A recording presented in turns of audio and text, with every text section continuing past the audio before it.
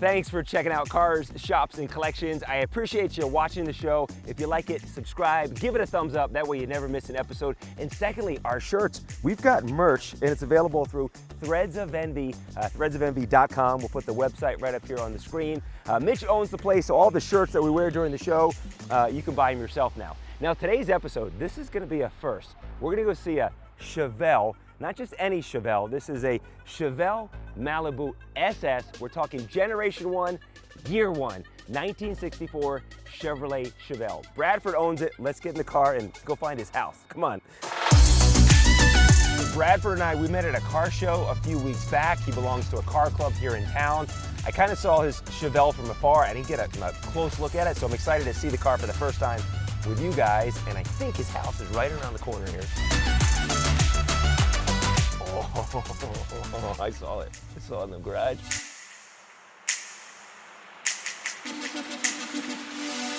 Hey, how are you, man? Good, man. Thanks for having us. Look at this. This is beautiful, my friend.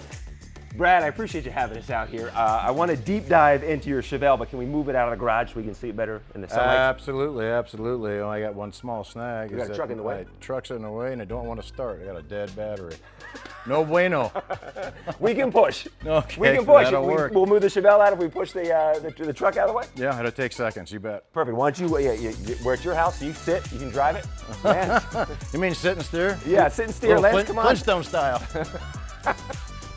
We're earning our car shoot tonight.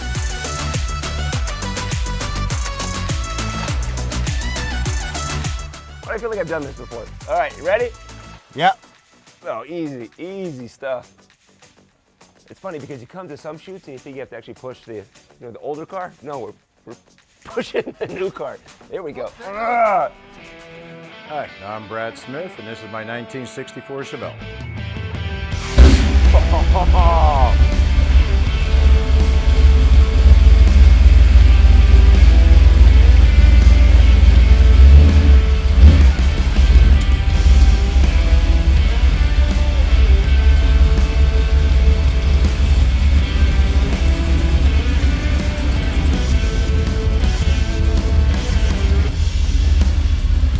The sound, the smell, the color. I love it all. All right, 64 Chevelle. They come in 3 models, right? We have the 300, the Malibu, and the Malibu SS. You have the top of the line right here. Top of the line SS. Unfortunately, it's sitting in a boneyard. The original powertrain was snagged out of it somewhere about 25 to 27 years ago. This is a story I've gotten so far on the car. You're the what, third, fourth owner? Now ownership, I really couldn't tell you. I've only been able to track it back to 4 owners, including myself. That's what I know thus far. I love the color of it too. Is this original color? Oh no, not even. It came in a blue, but it was this particular car, according to its tag, was like a real dark, almost like an indigo type of blue. Nothing like this. Now why Malibu? Why a Chevelle? Why a Malibu? Well, I was looking hardcore at buying like a 66, 67 Box Nova. I really like the Chevy 2s, but they're not a frame car. So this is a frame car. So if you're gonna have, big horsepower, you got a lot more to work with a frame car as opposed to a subframe car. Okay, all right. So a lot more reinforcing, things of that nature. And this is the real deal. This is it's Chevelle, but it's a Malibu SS. This isn't fake badges on it. This is the real deal, right? Yeah, tags on it to prove it. I mean, it was built in Baltimore.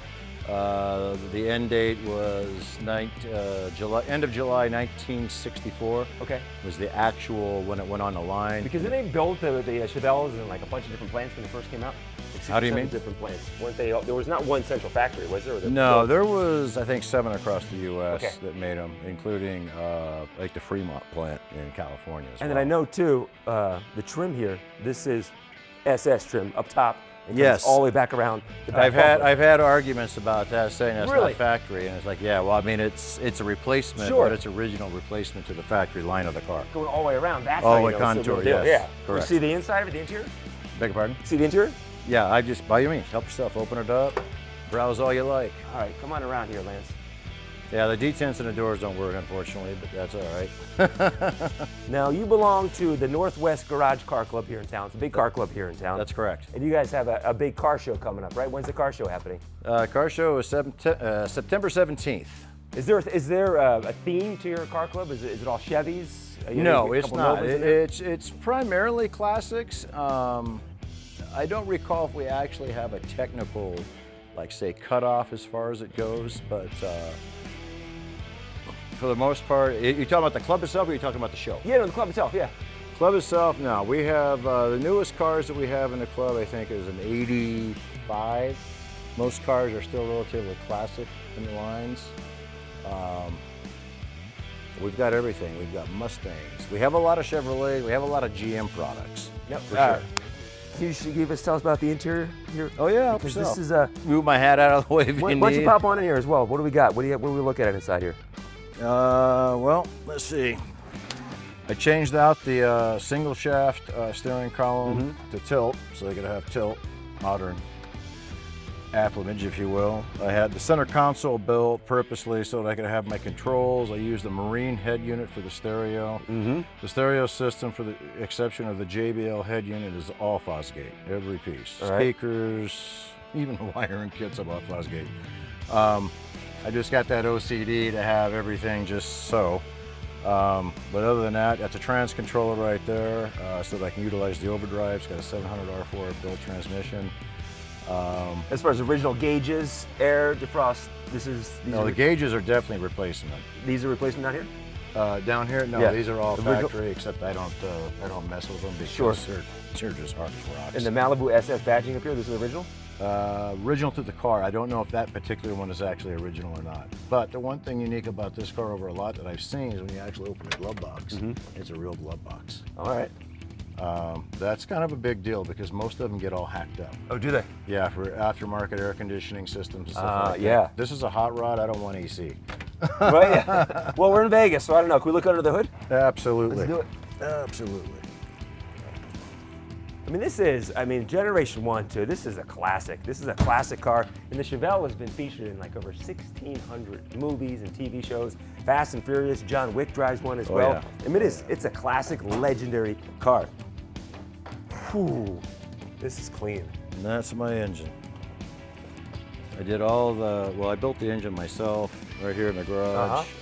Christmas to Easter, basically, is what it took me, waiting on certain parts.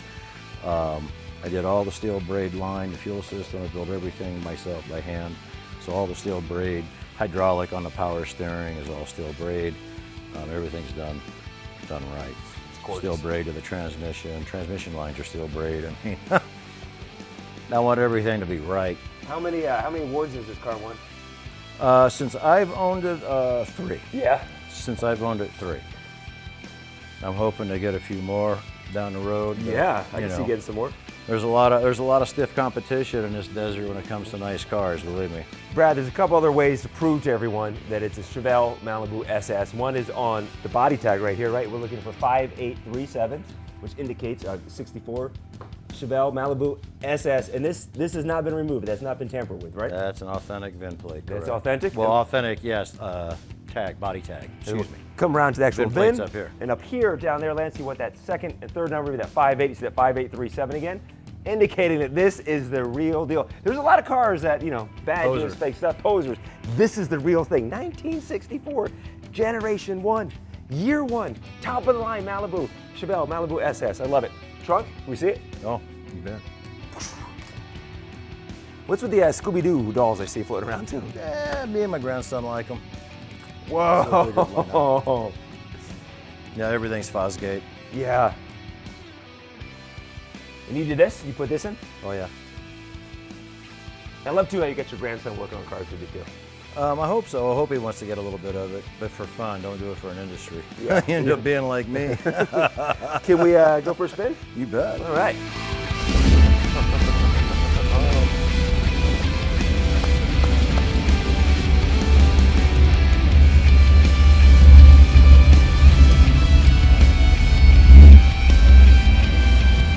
Such an awesome car.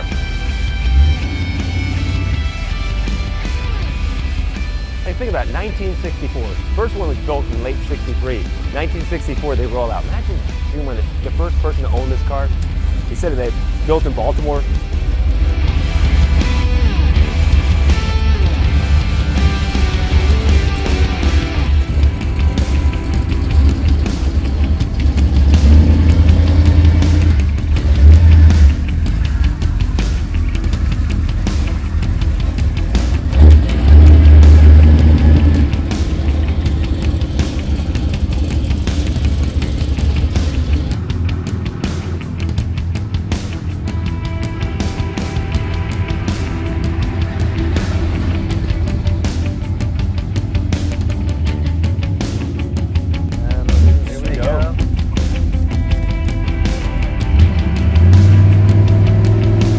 As we're filming this, it's 113 degrees outside. Yeah, it's a little warm today. It's a toasty one.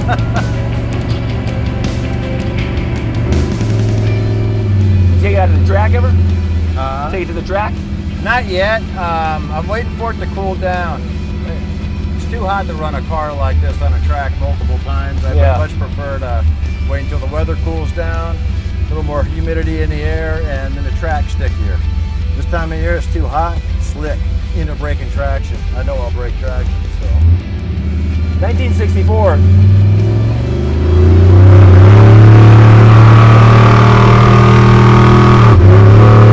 Yeah, it's cold. That feels good. That feels good. Yeah, next thing I got to do, it needs, the carburetor's a 650 double pumper, and an 850 double pumper. I'm under carburetor right now, so. In 1964, there was about 150,000 Chevelle Malibus made. The fact that you got one of them from 64, but you realize how special this is? Yeah, well, there's less than 20,000 of these things in existence. Is there really? That's what they're not making them anymore. Well, not all of them are drivers either. A lot of them are projects.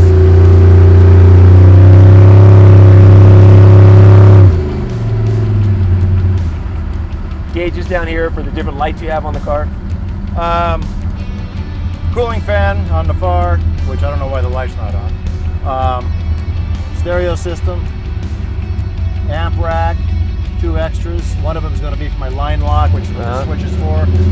I'm doing coil over all the way around. Pro Touring suspension when this car is done. That should be next by spring. I'm going to put the tubular control arms, completely rebuild the front end. I'm upgrading the brake system on it. Everything.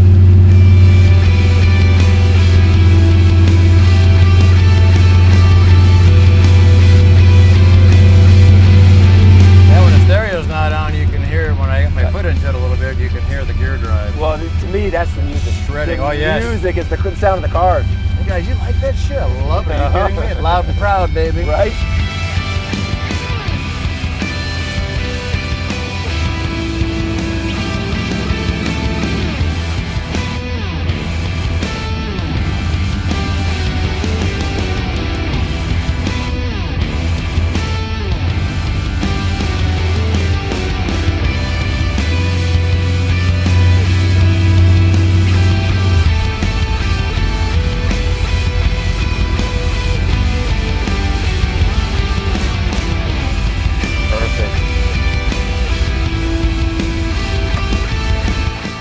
Brad, thank you so much for this, man. This is awesome. Oh, my pleasure. Glad you guys took the time to come down and shoot the breeze. This is a slick ride.